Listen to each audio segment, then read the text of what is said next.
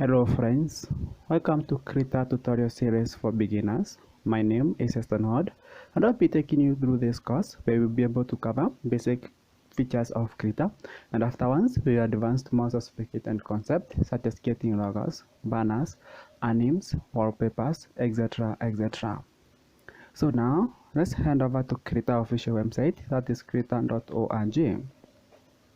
Once you are there, click on Get Krita Now. You'll be taken to the downloads page, and here you have to know that Krita is totally free. You don't have to pay anything to download Krita or use it. Krita supports Mac, Windows, and Linux devices.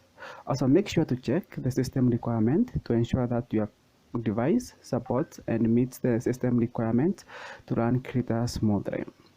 As of now, Krita has a version 5.0.2. That's the latest version. It was released on January 7th, 2022. This is the version I'll be using for this video, so make sure you have the latest version, and let's meet in the next video where we will be able to familiarize ourselves with Krita interface.